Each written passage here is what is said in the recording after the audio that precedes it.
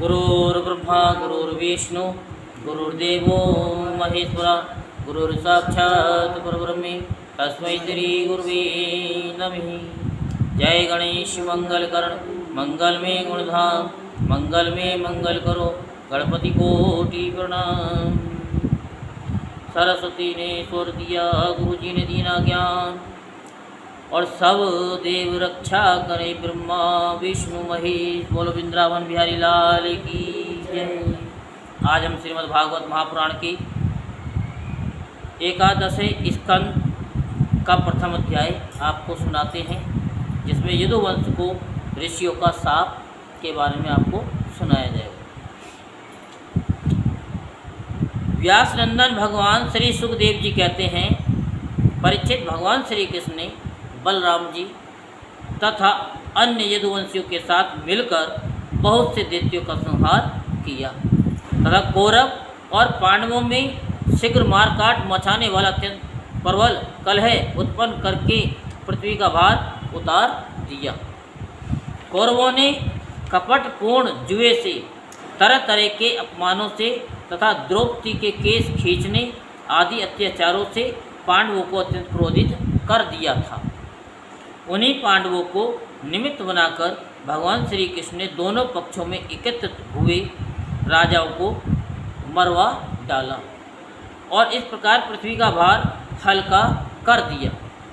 अपने बाहुबल से सुरक्षित यदुवंशियों के द्वारा पृथ्वी का भार राजा और उनकी सेना का विनाश करके परमाणु के द्वारा ज्ञान के विषय न होने वाली भगवान श्री कृष्ण ने विचार किया कि लोक दृष्टि से पृथ्वी का भार दूर हो जाने पर भी वस्तुतः मेरी दृष्टि से अभी तक दूर नहीं हुआ, क्योंकि जिस पर कोई विजय नहीं प्राप्त कर सकता वह यदुवंश अभी पृथ्वी पर विद्यमान है। ये यदुवंश मेरे आश्रित हैं और हाथी घोड़े जनबल धनबल और विशाल वैभव के कारण उच्छृंखल हो रहा है। अन्य किसी देवता आदि भी इसकी किसी प्रकार पराजय नहीं हो सकती। बांस के वन में परस्पर संघर्ष से उत्पन्न अग्नि के समान इस यदुवंश में भी परस्पर कलह खड़ा करके मैं शांति प्राप्त कर सकूंगा और इसके बाद अपने धाम में जाऊंगा। राजन भगवान सर्वशक्तिमान और सत्य संकल्प हैं। उन्होंने इस प्रकार अपने मन में निश्चय करके ब्राह्मणों के शाप के बहाने अपने ही वंश का संहार कर डाला। सबको समेटकर अपने धाम में ले गई। परीक्षित भगवान की वह मूर्ति त्रिलोकी के सौंदर्य का तिरस्कार करने वाली थी। उन्होंने अपनी सौंदर्य माधुरी से सबके नेत्र अपनी ओर आकर्षित कर लिए थे। उनकी वाणी उनके उपदेश परम मधुर दिव्य थे। उनके द्वारा उन्हें स्मरण करने वालों के चित्त उन्होंने छीन लिए थे। उनके चरण कमल त्रिलोक सुंदर थे, जिसने उनके एक चरण चिन्ह का भी दर्शन कर लिया। उसकी बहिर्मुखता दूर भाग गई। वह कर्म प्रपंच से ऊपर उठकर उन्हीं की सेवा में लग गया।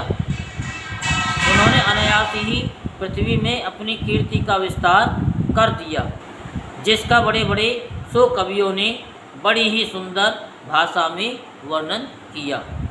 वह इसलिए कि मेरे चले जाने के बाद लोग मेरी इस कीर्ति का गान श्रवण और स्मरण करके इस अज्ञान रूप अंधकार से सुगमता पार हो जाएंगे। इसके बाद परमेश्वरशाली भगवान श्री कृष्ण ने अपने धाम को प्रयाण किया। राजा परीक्षित ने पूछा कि भगवान यदुवंशी बड़े ब्राह्मण भक्त थे, उनमें बड़ी उदारता थी और वे अपने कुल वृद्धों के नित्य निरंतर सेवा करने वाले थे। सबसे बड़ी बात तो ये थी कि उनका चित्त भगवान श्री कृष्ण में लगा रहता था। फिर उनसे ब्राह्मणों का अपराध कैसे बन गया और क्यों ब्राह्मणों ने उन्हें शाप दिया? भगवान के परम प्रेमी विप्रवर, आप साप का कारण क्या है और क्या था और क्या स्वरूप था? समस्त यदुवंशियों के आत्मा, स्वामी और प्रियतम एकमात्र भगवान श्री कृष्ण ही थे। फिर उनमें फूट कैसे हुई? दूसरी दृष्टि से देखें तो वे सब ऋषि द्वैतदर्शी थे, फिर उनको ऐसी भेद दृष्टि कैसे हुई? ये सब आप कृपा करके मुझे बतलाइए। श्री सुखदेव जी ने कहा कि भगवान श्री कृष्ण ने वह शरीर धारण करके, जिसमें संपूर्ण सुंदर पदार्थों का सन्निवेश था, नेत्रों में मृग नयन, कंधों में सिंह स्कंद, करों में करिकर, चरणों में कमल आदि का विन्यास था, पृथ्वी में मंगल में कल्याणकारी कर्मों का आचरण किया। वे पूर्ण काम प्रभु द्वारका धाम में रहकर क्रीड़ा करते रहे और उन्होंने अपनी उदार कीर्ति की स्थापना की। जो कीर्ति स्वयं अपने आश्रित तक का दान कर सके वह उदार है। अंत में श्री हरि ने अपने कुल के संहार उपसंहार की इच्छा की, क्योंकि अब पृथ्वी का भार उतरने में इतना ही कार्य शेष रह गया था। भगवान श्री कृष्ण ने ऐसे परम मंगल में और पुण्य प्रापक कर्म किए जिनका गान करने वाले लोगों के सारे कलिमल नष्ट हो जाते हैं। अब भगवान श्री कृष्ण महाराज उग्रसेन की राजधानी द्वारकापुरी में वसुदेव जी के घर यादवों का संहार करने के लिए काल रूप से ही निवास कर रहे थे। उस समय उनके विदा कर देने पर विश्वामित्र, आसित, कणव, दुर्वासा, भृगु, अंगिरा, कश्यप, वामदेव, अत्रि, वशिष्ठ और नारद आदि बड़े बड़े ऋषि द्वारका के पास ही पिंडारक क्षेत्र में जाकर निवास करने लगे थे। एक दिन यदुवंश के कुछ उद्दंड कुमार खेलते खेलते उनके पास जा निकले। उन्होंने बनावटी नम्रता से उनके चरणों में प्रणाम करके प्रसन्न किया।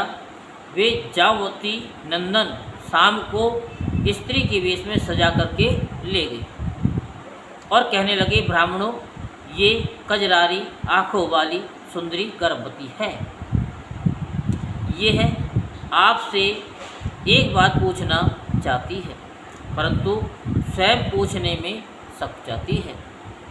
आप लोगों का ज्ञान अमोघ है, अबाध है, आप सर्वज्ञ हैं। इसे पुत्र की बड़ी लालसा है और अब प्रसव का समय निकट आ गया है। आप लोग बतलाइए, ये कन्या जनेगी या पुत्र? परीक्षित, जब उन कुमारों ने इस प्रकार उन ऋषियों और मुनियों को धोखा देना चाहा, तब वे भगवत प्रेरणा से क्रोधित हो उठे। उन्होंने कहा, मूर्खों, ये एक ऐसा मूसल पैदा करेगी जो तुम्हारे कुल का नाश करने वाला होगा। मुनियों की ये बात सुनकर वे बालक बहुत ही डर गए। उन्होंने तुरंत शाम का पेट खोलकर देखा तो सचमुच उसमें एक लोहे का मूसल निकला। अब तो वे पछताने लगे और कहने लगे, हम बड़े अभागे हैं, देखो हम लोगों ने क्या अनर्थ कर डाला। अब लोग हमें क्या कहेंगे। इस प्रकार वे बहुत ही घबरा गए तथा मूसल लेकर अपने निवास स्थान में गए। उस समय उनके चेहरे फीके पड़ गए, मुख कुमला गए। उन्होंने भरी सभा में सब यादवों के सामने ले जाकर वह मूसल रख दिया और राजा उग्रसेन से सारी घटना कह सुनाई। राजन, जब सब लोगों ने ब्राह्मणों के शाप की बात सुनी और अपनी आंखों से उस मूसल को देखा, तब सब के सब द्वारकावासी विस्मित और भयभीत हो गए, क्योंकि वे जानते थे कि ब्राह्मणों का शाप कभी झूठा नहीं होता। यदुराज उग्रसेन ने उस मूसल को चूरा चूरा करा डाला। और उस चूरे तथा लोहे के बचे हुए छोटे टुकड़ों को समुद्र में फेंकवा दिया।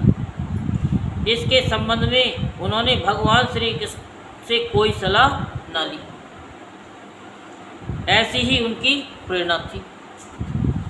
परीक्षित, उस लोहे के टुकड़े को एक मछली निगल गई और चूरा तरंगों के साथ बह बहकर समुद्र के किनारे आ लगा। वह थोड़े दिनों में एरक बिना काट की एक घास के रूप में उग आया। जैसे मछली में कांटा होता है, खाने वाले भी कभी कभी कांटे को खा जाते हैं, फिर कहते हैं कि गुरुजी मछली का कांटा हमारे गले में लग गया। मैंने हम तो भैया इस बारे में जानते नहीं, खाते तुम। हाँ, खाने की बात छोड़ो, वो कहते हैं कि हाथ लगाते हैं तो भी वो डंक मारती है। ये तो मैंने पहली बार सुनी। अब मारती है नहीं मारती है ये तो खाने वाले जाने। बताया लोगों ने कि अगर उसे हाथ, एक और है ना ये बैठ जाओगी तो वो डंक मारती है क्या डंक? जीवित अगर है उसे छू लो तो वो कांटे वाटे मारती है। आपको भी नहीं पता? नहीं, पूछना और फिर हमको बताना तो हमें 2 से कन्फर्म हो जाएंगे। क्यों कार्तिक की कथा में ही हमने जब वो बताया था ना कोई उपाय, तो तब किसी ने बताई थी कि अगर जीवित मछली को अगर हाथ से पकड़ते हैं तो वो डंक भी मारती है। बड़े सोच समझ करके पकड़ना पड़ता है। भैया हमें तो पता नहीं।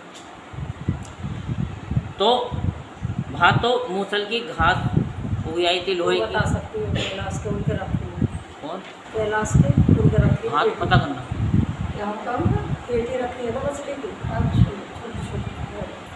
पता करना। तो ऐसे ही अब वो उसकी तो पता नहीं, लेकिन कांटे जरूर होते हैं, इतना तो कंफर्म है क्योंकि कई उन्हें बताया है खाने वालों। मछली मारने वाले मछुओं ने समुद्र में दूसरी मछलियों के साथ उस मछली को भी पकड़ लिया। उसके पेट में से जो लोहे का टुकड़ा था उसको जरा नामक व्याध ने अपने बाण के नोक में लगा लिया। भगवान सबको जानते थे, वे इस सांप को उलट भी सकते थे, फिर भी उन्होंने ऐसा करना उचित न समझा। काल रूपधारी प्रभु ने ब्राह्मणों के सांप का अनुमोदन ही किया। यहीं पर श्रीमद् भागवत महापुराण के 11 स्कंद का प्रथम अध्याय संपूर्ण होता है। बोल वृंदावन बिहारी लाल की, बोल बाकी बिहारी लाल की। जय जय श्री राधे श्याम, जय जय श्री राधे श्याम, जय जय